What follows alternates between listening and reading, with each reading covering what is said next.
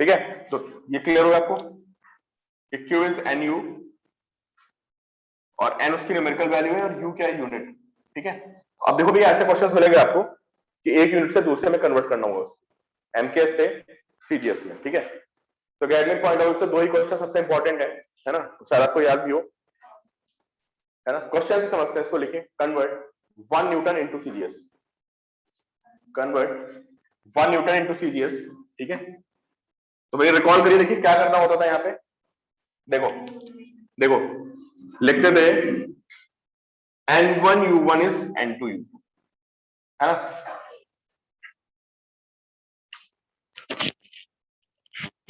N1 U1 is N2 U2। ठीक है, N1 क्या है, न्यूमेरिकल वैल्यू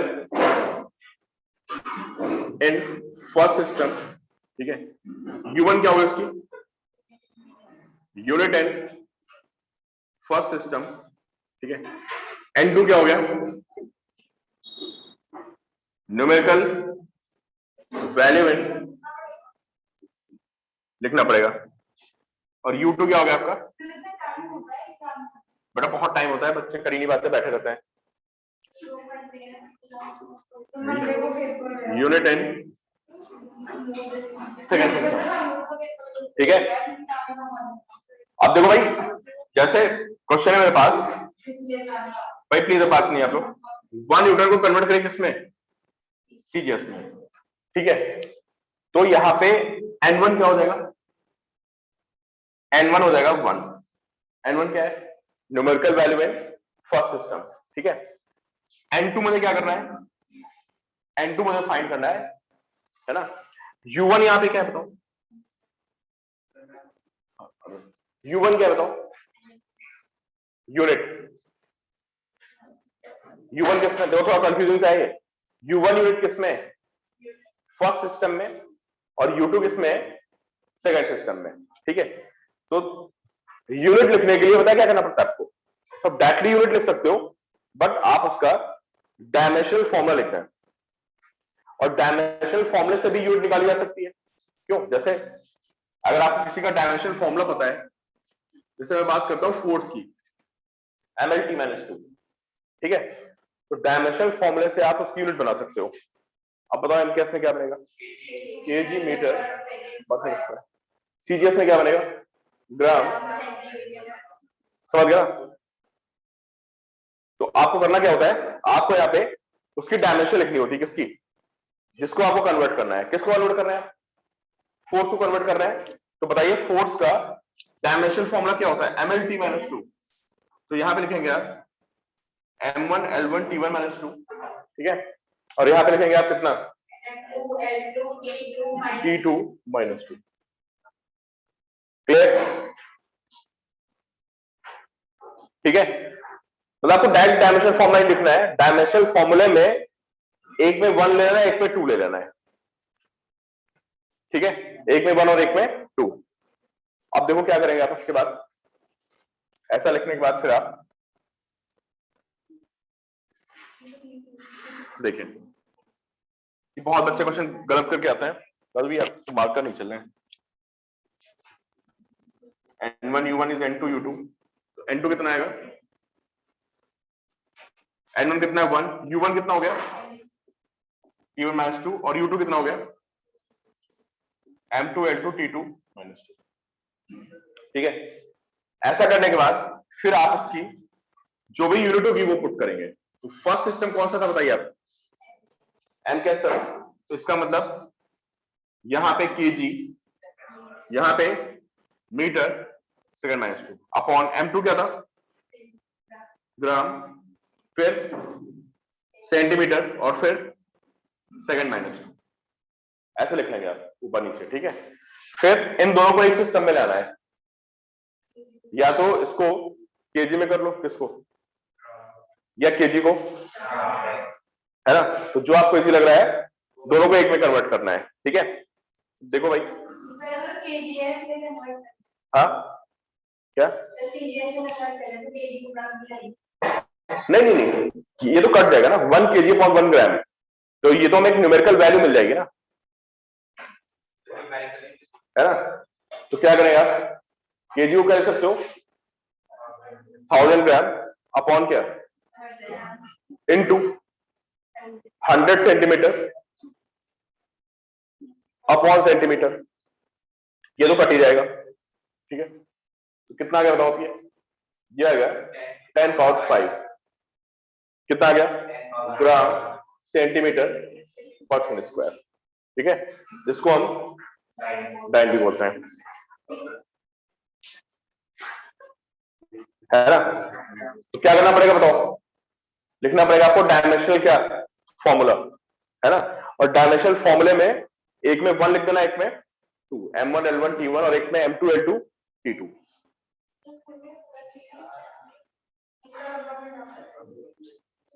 हाँ हाँ हाँ, उसके बाद तो 10 पावर 5 आ गया ना, न्यूमेरिकल वैल्यू आ गई। हाँ, इसका भी यूनिट नहीं लगाओगे ना, अभी तो आपने न्यूमेरिकल वैल्यू निकाली है, कितनी आ गई, 10 पावर 5। बाद में लिखोगे आप, हाँ बाद में लिखोगे आप, लिखोगे आप कि 1, बिल्कुल बिल्कुल, फाइनली आप ये लिखेंगे 1 kg metre per second square is equal to 10 power 5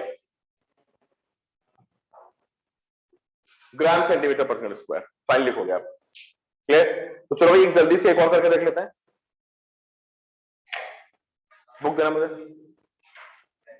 तब तक आप उसको कन्वर्ट करिए सारे बच्चे, 1 जूल को कन्वर्ट करिए, इन्हीं दो में से क्वेश्चन आएगा, convert 1 joule into CGS, joule बड़ा एनर्जी होती है ना, कन्वर्ट 1 जूल इनटू सीजीएस, निकालो मत,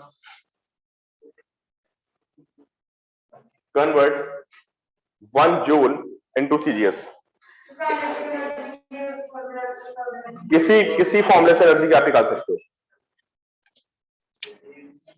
तो मैं आपको एनर्जी यूनिट नहीं याद आ रही है, तो you can write half m square, है ना, और एम कितना होता है, केजी, और ये क्या होता है, मीटर पर सेकंड स्क्वायर, तो केजी मीटर स्क्वायर और क्या, pascal square,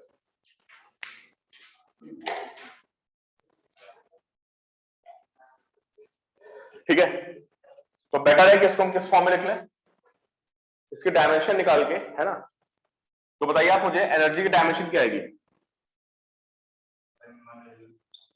M L square की मास, तो ये आएगी इसकी डायमेंशन, है ना, फोर्स इंटू डिस्प्लेसमेंट कर सकते हो आप, हाँ 7, ठीक है। अब मैं शॉर्ट में लिख रहा हूं, अर्ग बोलते हैं इसको, ERG, ठीक है। N1 कितना है यहाँ पे, N1 इज 1, है ना। U1 को क्या लिखेंगे, M1 L1 square T1 minus 2, N2 को क्या लिखो, आपको निकालना है, और U2 को क्या लिखेंगे आप, ऐसे लिखेंगे आप, फिर वही कहानी, N2 equal to N1 U1 by U2, N1 कितना है यहाँ पे 1, M1 by M2, L1 by L2 square, T1 by T2 minus 2, ठीक है। तो केजी अपॉन क्या, ग्राम इनटू मीटर अपॉन सेंटीमीटर का स्क्वायर, और इनटू ये कैंसिल हो गया आपका सेकंड, ठीक है। तो 1 इंटू 1000 ग्राम upon gram into 100 centimetre upon centimetre का स्क्वायर, है ना। ग्राम से ग्राम कटेगा, ये कितना आएगा 10 पावर 3, और ये 100 का स्क्वायर, दिस इज 10 पावर 7। ये दोनों एनसीईआरटी के फॉर्मूले हो गए, ठीक है। एक मैं आपको क्वेश्चन देता हूं, आप इसको प्रैक्टिस कर लो दीप से, हाँ हाँ, इसको और बोलते हैं, तो 10 पावर 7 ERG,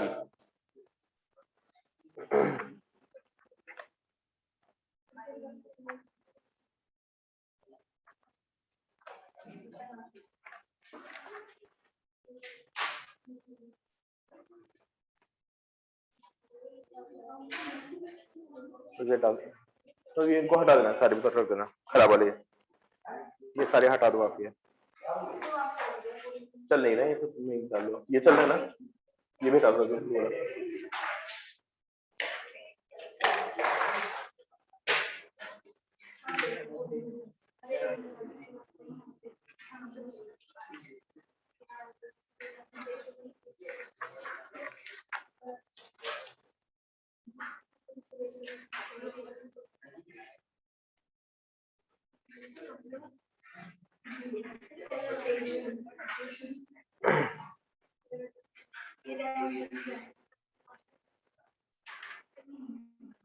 लिखे भाई, ये ग्रुप पे वीडियो क्वेश्चन मैं भेज रहा हूँ 18 एंड 19।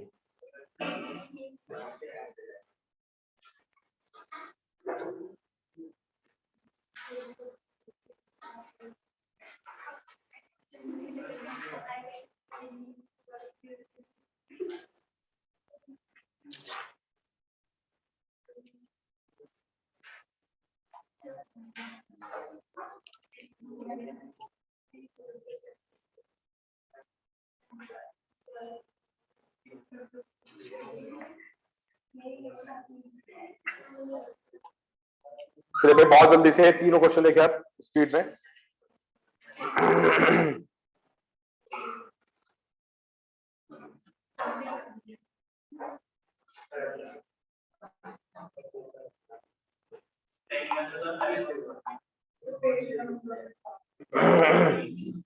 देखो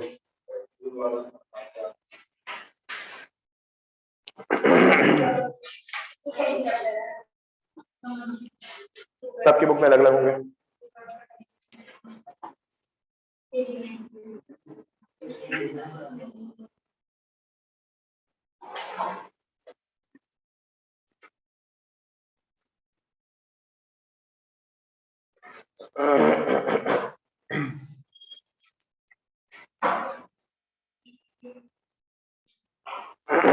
क्या करा इसमें, पहला क्वेश्चन 18 है ना।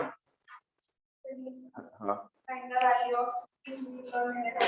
60 जूल पर मिनट है ना, इसको किस पे कन्वर्ट करना है।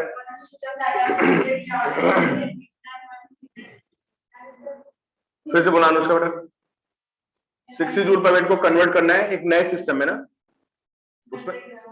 अच्छा, उसमें जो मास है ना, जैसे हमारा 1 kg होता है, 1 ग्राम होता है ना, इसमें जो फंडामेंटल यूनिट ऑफ मास है, कोई हाइपोथेटिकल सिस्टम ले लिया इसने, तो जो इसमें फंडामेंटल यूनिट ऑफ मास हो कितनी है, 100 ग्राम। ठीक है, और क्या दिया बताओ। अच्छा, जो फंडामेंटल यूनिट ऑफ लेंथ है वो कितनी हो गई, 100 सेंटीमीटर और 1 मिनट। और जो फंडामेंटल यूनिट ऑफ टाइम है वो क्या है, 1 मिनट। अभी कुछ ने मिक्सअप से कर दिया है ना, और हाइपोथेटिकल सिस्टम बना दिया इसने। तो सबसे पहले मैंने आपको क्या बताया कि जो कन्वर्ट करना है उसकी आप डायमेंशन लिखिए। कोई जरूरी की एनर्जी जूल या कुछ उल्टा पूछ सकता है। तो यहाँ पे क्या गया, जूल पर मिनट। तो भाई जूल मतलब energy, mL2T minus upon T पर मिनट। कितना है ये, mL2T माइनस। ठीक है, फिर आप क्या करेंगे, फिर वही फॉर्मूला लिखेंगे, N1U1 इज N2U2 है ना। और देखिए N1U1 इज N2U2, तो यहां से N2 कितना आएगा, N1U1 बाई U2। ठीक है, तो N1 और U1 को क्या लिखेंगे यार, M1 L1 square T1 minus 3 upon M2 L2 square T2 minus 3। हाँ अभी वैल्यू पुट करेंगे ना, ये लिख लिया आपने। ठीक है, N1 दिस अपॉन दिस। अब बताइए आप यहाँ पे N1 की वैल्यू कितनी है। N1 को लिखते हैं 60 और N1 किस में भाई, जूल पर मिनट है ना। तो ये हो गया N1 हो गया 60, M1 कितना है इसमें बोलो,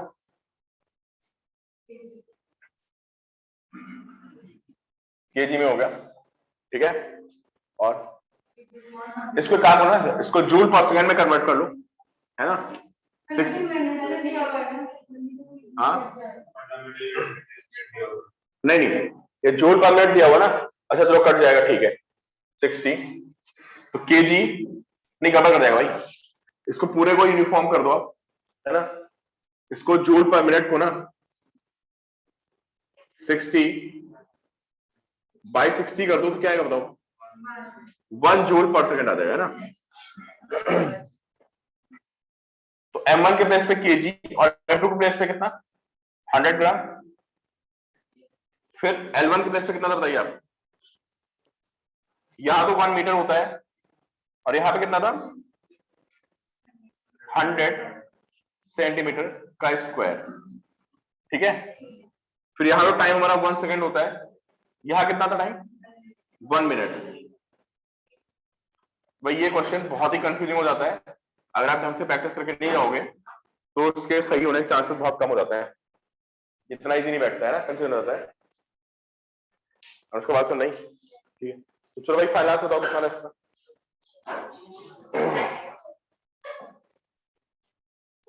बच्चे ऑनलाइन बैठे मुझे बताएं।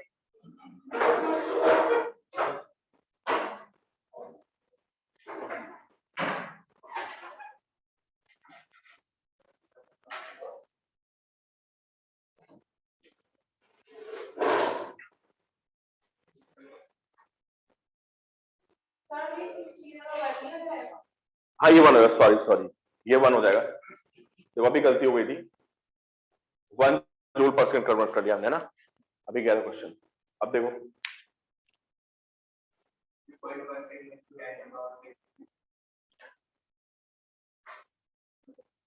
पावर माइनस 3 उल्टा करना पड़ेगा, देखो आप लोग यहाँ पे प्रैक्टिस कर लेना यार, बाद में बोला कि सर यूनिट कन्वर्जन का क्वेश्चन गलत हो गया, पहले बता रहा हूँ प्रैक्टिस करके जाओगे तभी सॉल्व होगा वहां पे। 5-6 क्वेश्चन आपको बैठ के करने पड़ेंगे, समझे।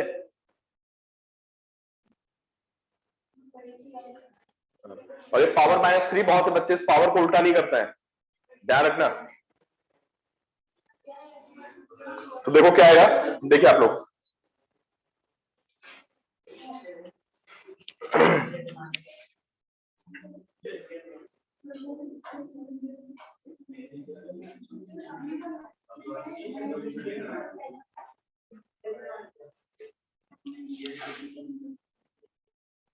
Thousand gram upon 100 gram into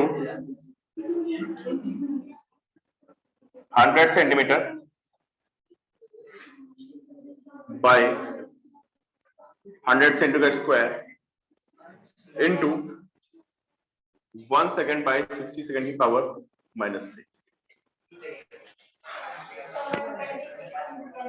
अच्छा ये 100 सेंटीमीटर था नए सिस्टम में,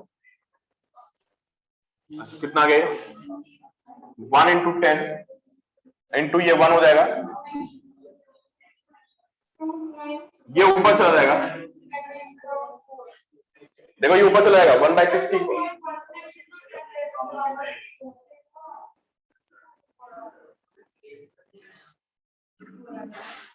भाई मेरा तो ये आ रहा है,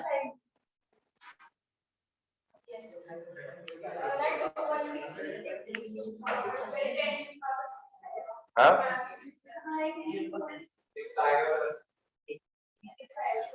या 6, अच्छा 2 और एक यहां से भी पावर आएगी, ठीक है लाजू भी आओगे, देखो 2.16 इंटू 10⁻6 आ जाएगा, ठीक है। तो एक क्वेश्चन और देख लो आप लोग जल्दी से इसमें,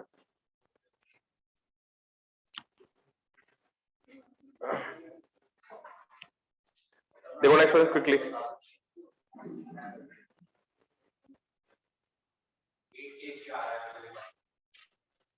जानना क्या हुआ, इवनिंग में लगा मैं रिवाइज ही करवाऊंगा।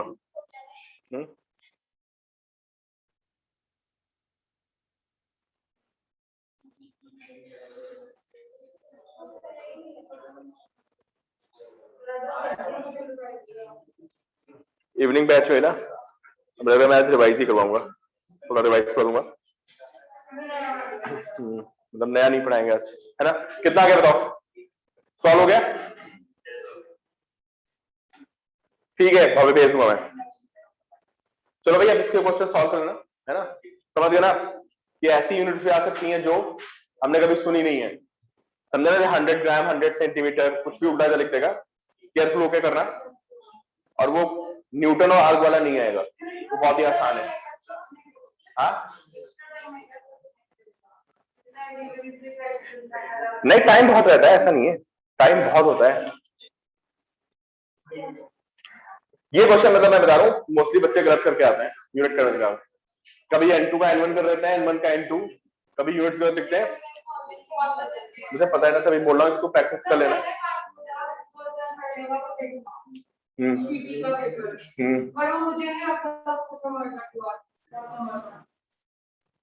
हुए नहीं उसके क्वेश्चंस?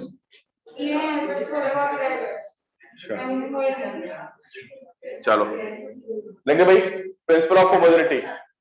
अब इसके क्वेश्चन भेज दूंगा, प्रैक्टिस कर लेना। लिखिए आप principle of homogeneity. Principle of homogeneity में क्या होता था? हाँ कौन सा?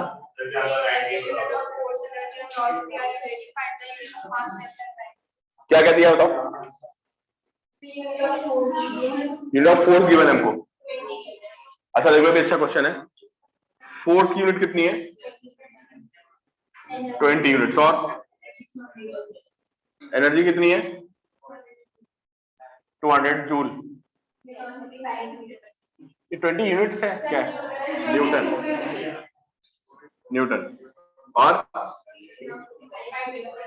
वेलोसिटी कितनी है? 5 मीटर पर सेकंड। ठीक है, और क्या पूछा इसने? अब भाई आपको सोचना पड़ेगा है ना, इनके कॉम्बिनेशन से मास कैसे ला सकते हैं। तो है ना, इनमें मास आपको लाना है ना, तो सोचो इन फॉर्मूलों में क्या अरेंजमेंट करें कि मास आ जाए। सबके फॉर्मूले सोचो, सोचो मास कैसे आएगा। एक्सेशन तो है नहीं यार, एक्सेशन तो है नहीं यहाँ पे।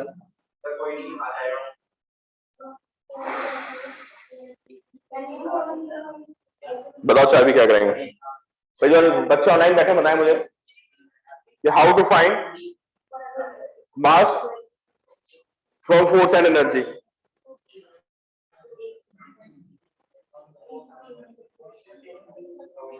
फॉर्मूला सोचो कोई, कोई फॉर्मूला सोचे। Energy half m b square होती है। एनर्जी कितनी होती है? Half m b square. तो वहां से देखो आपका मास कितना आएगा बताओ। एनर्जी होती है हाफ एम बी स्क्वायर, सोचना पड़ेगा भाई आपको। Energy is half m b square है ना, तो यहां से वी स्क्वायर कितना आएगा बताओ आप। या मास कितना आ जाएगा? ई बाई वी स्क्वायर है ना, मास आ जाएगा ई बाई वी स्क्वायर। और यूनिट लिखते समय आप वो नंबर को छोड़ देते हो, जो नंबर्स होते हैं ना उनको छोड़ देते हैं यूनिट लिखते समय। तो इसका मतलब मास को ऐसे कहूं energy upon v square. Energy कितनी है बताओ? 200 अपॉन वी स्क्वायर कितना है? 5 to 5 8 आ गया। ठीक है, तो दूसरा कौन सा है? तो लेंथ का बता दो क्या आएगा। आखिरी क्वेश्चन है, इसका सॉल्यूशन। चलो लेंथ बताओ कैसे निकालेंगे। इनमें सोचना है आपको, इनमें सोचना है कि लेंथ इनसे आपस में कैसे आएगा। कोई ऐसा फॉर्मूला सोचो जिसमें ये सब आते हो और लेंथ आती हो।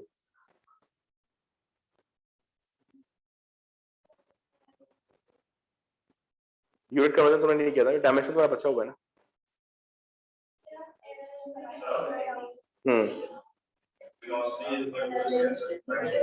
बताओ ये लेंथ कैसे आएगी, सोचो।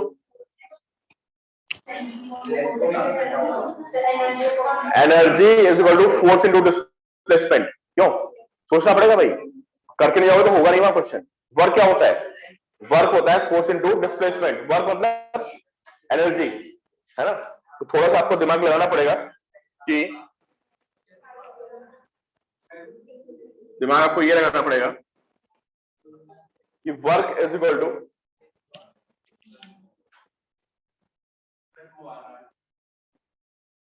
Force into displacement. ठीक है, वर्क मतलब क्या हो गया, एनर्जी हो गई, this is force into displacement. ठीक है, तो डिस्प्लेसमेंट क्या आएगा, एनर्जी अपॉन फोर्स। एनर्जी कितनी बताइए, फोर्स कितना है 20, 20 या 10, ठीक है, तो ये कितना आ गया 10। समझ गया, अब सोचना है इसको, लेकिन भाई प्रिंसिपल ऑफ होमोजेनिटी अगला पार्ट से कर लेना जो बचा हुआ है। हाँ क्या करो आप, नहीं होगा ही, पढ़ के जाओ, बिल्कुल होगा, बिल्कुल होगा, पढ़ के जाओ पहले। अरे ये 10 बहुत बहुत रट्टा मारना पड़ेगा तब जाके होगा। भाई ये भी पढ़ाई रहा हूँ लगातार बैठे मेरा, शाम को रहूंगा प्रॉब्लम, ठीक है। टाइम का बताइए, इनके पास होगी क्या टाइम का। हाँ भाई मैं लगातार बैच है, बैच में लूंगा मेरे continuously batch without any gap, class में ले लूंगा मैं। हाँ क्योंकि मेरा 5 ही बजे फ्री होगा बस, 5:15 कॉन्टिन्यूसली बैच है मेरा, एक ही घंटे का गैप है बस मेरे पास, 5 to 6। चलो ये हो गया, ठीक है। कितना टाइम 2 आ रहा है, ठीक है। नेक्स्ट क्या, देखो फिजिक्स में पास होने के लिए आपको डेली कम से कम आप 3-4 आवर्स पढ़ेंगे अभी अगले 3-4 दिन, तभी जाके सिर्फ फिजिक्स। अगर आपको आप देखो कहीं कहीं से भी आ जाता है पेपर में, पेपर में क्वेश्चन होता है कहीं से भी आ जाता है। नहीं 3-4 आवर्स तो आपको पढ़ना पड़ेगा, वरना तो 10th के बराबर पढ़ के जाओगे तो भाई बिल्कुल। बच्चे उसी मोड में रहते हैं, पता है उनको लगता है कि शाम को पढ़ेंगे, 1-2 दिन पहले एक दिन पढ़ने बैठते हैं, फिर सब देख लेंगे, वहां जाके सब हॉच पॉच करके चले आते हैं। मतलब मोस्टली साथ यही होता है, 10th से तो हो जाते थे क्वेश्चन, यहाँ तुम यूनिटी भूल जाओगे ऊपर नीचे। मतलब काफी प्रैक्टिस करके जाना पड़ेगा एग्जाम्स के लिए। जब फिजिक्स का पेपर है तो कम से कम आप 1 वीक पहले ढंग से पढ़ते रहिए, तब जाके काम चलता है। 4 दिन बच्चे बहुत है, 4-4 घंटे पढ़ो, है ना, सब पास हो जाओगे, जो ढंग से लिख के आएगा करके आएगा। नंबर पता क्या करते हैं, नंबर करते हैं आप लोग वहां कर ही नहीं पाते हो, पेपर प्रैक्टिस नहीं होती है, आपको ऐसा लगता है देखा देखा से लगता है, वहां से आंसर नहीं निकलते हैं, ये सब प्रॉब्लम होती है।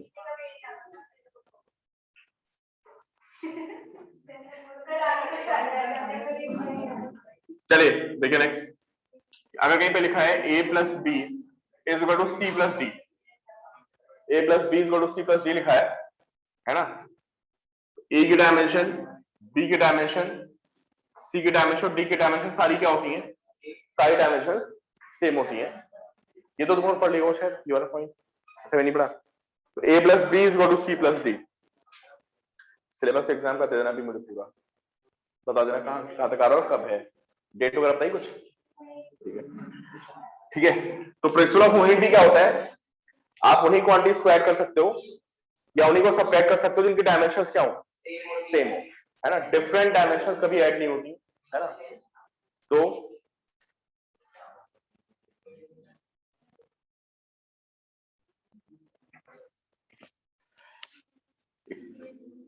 जैसे मैंने इक्वेशन लिखी x is at² + bt + c, लिखिए आप, ठीक है। x क्या है यहाँ पे, x इज डिस्प्लेसमेंट और t क्या है, t टाइम हो गया, देखिए t टाइम, ठीक है। सबसे आसान क्वेश्चन है एनसीईआरटी वाला, है ना, यार चांसेस बहुत ज्यादा है, ये एनसीईआरटी का शॉर्ट एग्जांपल है। Find dimensions of a b and c, very important, find ठीक है। एक्स को लिख देंगे at स्क्वायर के इक्वल, एक्स को किसके इक्वल लिख देंगे, at स्क्वायर के इक्वल, और भाई x को 80 स्क्वायर क्यों लिख दिया? और ऐसे ब्रैकेट भी लगा देना कि जो x की डायमेंशंस आएंगी वो 80 स्क्वायर की डायमेंशंस क्या होंगी? सेम। तो a is equal to x by t square, x कितना हो गया? LT माइनस 2, ठीक है, ये LT माइनस 2 हो जाएगा। और भाई आप इनको सबको ऐड कर रहे हो ना, तो जो डायमेंशन इसकी आएगी वही इसकी, वही इसकी, वही इसकी, सबकी डायमेंशन क्या होगी? सेम। तो BT को भी आप लिखोगे x के इक्वल, तो B कितना आएगा? x by T, L by T, LT minus 1, ठीक है। और CX के इक्वल हो जाएगा, तो dimensions of C is equal to dimension of क्या? X, तो C की डायमेंशन इक्वल टू L, ठीक है। लॉग बुक देना। हाँ, अरे इतना कुछ नहीं, थोड़ा बहुत लिख देना, थोड़ा बहुत लिख देना। लॉग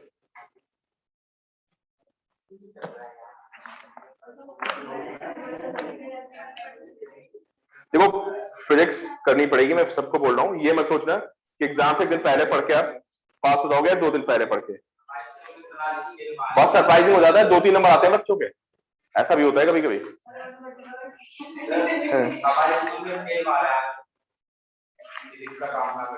अच्छा, बताइए 27 में जो 28 है ना, और 29, 27, 28, 29, तीनों में जो पहले आप क्या चाबी क्या कह रही हो? तुम लोग फैन क्यों चला रहे भाई? फैन चला दो यार। 27, 28 और 29 तीनों क्वेश्चन।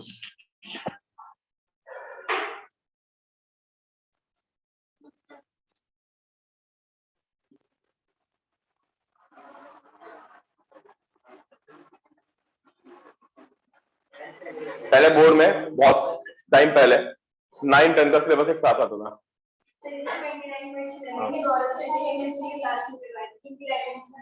अच्छा, और 11-12 का सिलेबस एक साथ आता था बोर्ड में, सारा बेटा 11-12 एक साथ बोर्ड में होता था। 11-12 जो बोर्ड एग्जाम होता था, उससे 12 का नहीं होता था। 11-12 दोनों का पेपर आता था। फिजिक्स में 2 पेपर आते थे, एक 11th की फिजिक्स, एक 12th की। तो 75% से ऊपर मार्क्स बच्चों में जाते ही नहीं थे, और 9th और 10th मिला के 10th में बोर्ड एग्जाम होता था। यही होता था, 9th में आप पढ़ो, है ना, मतलब पूरा बोर्ड 2 साल हो। मतलब मैं बता रहा हूँ,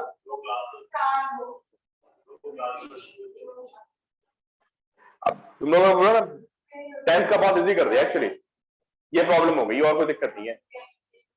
देखो पहले पता है 10th में क्या होता था, मतलब मैं ऐसी बात मुझे बता रहा हूँ, जो लॉग पढ़ते हो आप, लॉग उतना आपने इतना पढ़ा नहीं, उतना हम लोग 10th में पढ़ लेते थे। लॉग 10th में था, कोऑर्डिनेट बहुत सारी 10th में थी, स्ट्रेट लाइन।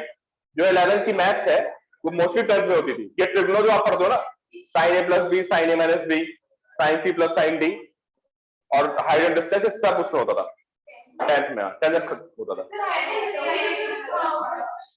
हम लोग सिर्फ 11 में आके प्रॉपर्टीज ऑफ ट्रायंगल पढ़ते थे। तो ये सब sin a प्लस बी और sin a minus b, sin c plus sin d और पढ़ रहे हो, सारा 10th में होता था सब। और हाइट एंड डिस्टेंस, मतलब 2-3 बुक्स आती थी मैथ्स की 10th में। अब दिक्कत क्या पता है? अब दिक्कत ये है कि जो बच्चा कॉम्पिटिशन प्रिपरेशन करता है ना, तो उसके थोड़ा मुश्किल हो जाता है, और जो प्योरली एकेडमिक कर रहा है उसके थोड़ा इजी हो जाता है। चलो भाई 28 देखो, क्योंकि बहुत सी चीजें पहले जो कंपटीशन की होती थी ना, वो तुम्हारी उसी में कवर हो जाती थी, किसमें? एकेडमिक में कवर हो जाती थी। तो भी निकलती है, लेकिन थोड़ा ज्यादा स्मार्ट तरीके से काम करना पड़ता है, लोड ज्यादा बढ़ गया है यार। रिफ्रैक्टिव इंडेक्स कल मैंने आपको बताया नहीं, रिफ्रैक्टिव इंडेक्स होता है डायमेंशनलेस। हाँ, ये पॉइंट रहेगा भाई, आप लोग नोट करना। Refractive index is